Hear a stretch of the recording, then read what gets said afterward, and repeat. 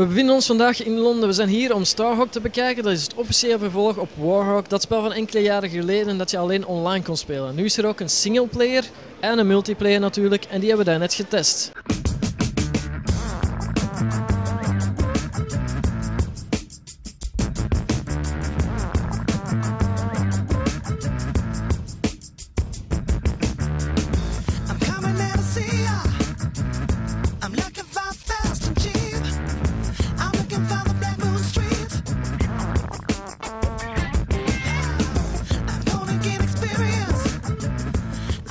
It's been a long time since Warhawk, so what has happened since?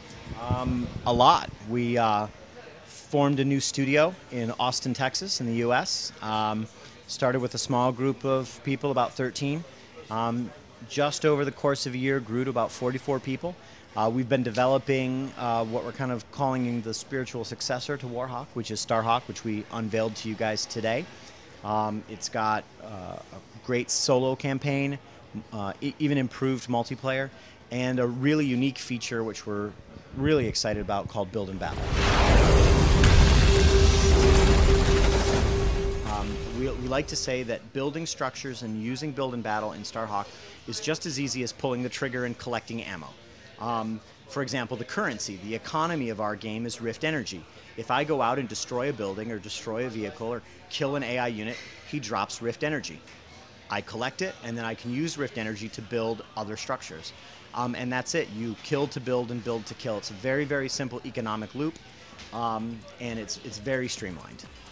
Why do you want to have a single player? Is it absolutely necessary to have a success game, a AAA game in stores? I think to some degree, yeah. I think we were very fortunate with Warhawk that we had a really fun, fast-paced kind of arcadey game recipe, and players loved it. And so that product was successful for us. But you can't help but want to give players an offline experience, a solo campaign, for a couple reasons. One, I think it helps cement the universe for the players to get them to understand it and be part of it. It also gives players the ability to get familiar with controls and the game's core systems. And I think that was something that Warhawk struggled with a little bit because it was just multiplayer only and it didn't really have good matchmaking. So players would go online and sometimes encounter players that were very, very good at the game, and so they might get frustrated. We did not want to make it just a tutorial.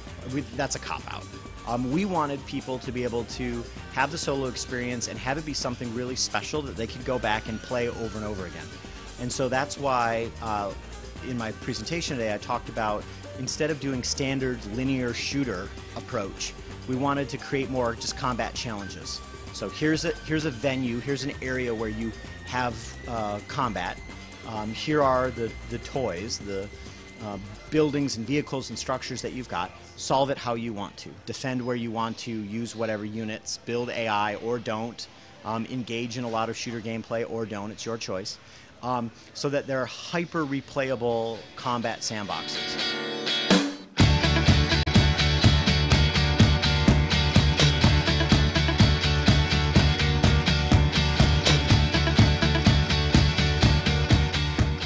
Why did you change the name? Because you had a pretty famous brand. Yeah, we kept the Hawk part of it because there was some equity in the name, but we wanted to change the universe. And as you saw, there's a lot more to the game now than there was in Warhawk. So Sony felt that it was good to keep some of the Hawk name, but change it up because it does take place in the future in kind of a science fiction kind of Western environment. And so the name Starhawk seemed like a good choice. There's a moment, there's a phase right now in the shooter genre where there's a lot of the same thing. It's a lot of first-person shooter, a lot of the same guns sticking out of the right-hand corner of the screen, a lot of the same stuff. And what led us to do Build and Battle for single player and in multiplayer was our way of saying, you know what, let's take a chance, let's try to do something different and give all of these shooter fans something that is going to give them the same fast-paced, visceral shooter action, but give them something new that they can latch onto to try to be competitive in a very competitive genre.